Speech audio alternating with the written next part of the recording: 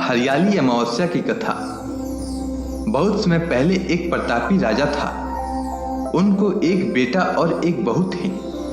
एक दिन बहू ने चोरी से मिठाई खा लिया और नाम चूहे का लगा दिया, जिसकी वजह से चूहे को बहुत गुस्सा आ गया। उसने मन ही मन निश्चय किया कि चोर को राजा के सामने लेकर आऊंगा।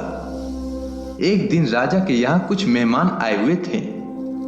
सभी मेहमान राजा के कमरे में सोए हुए थे।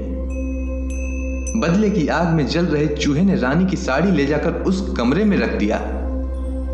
जब सुबह मेहमान की आंखें खुली और उन्होंने रानी का कपड़ा देखा तो हैरान रह गए। जब राजा को इस बात का पता चला तो उन्होंने अपनी बहू को महल से निकाल दिया। रानी रोज शाम में दिया जलाती और ज्वार उगाने का काम करती थी। रोज पूजा करती और गुड़ धानी का प्रसाद बांटती थी। एक दिन राजा उस रास्ते से निकल रहे थे तो उनकी नजर उन दियों पर पड़ी।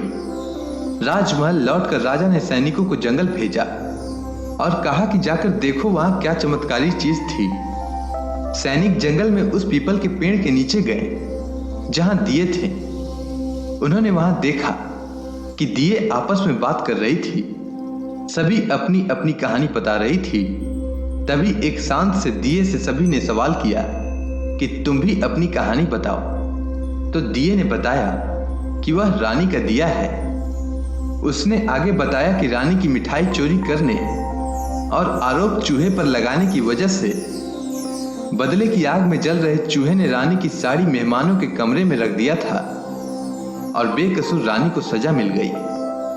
सैनिकों ने जंगल की सारी बात राजा को बताई, जिसके बाद राजा ने रानी को वापस महल बुलवा लिया।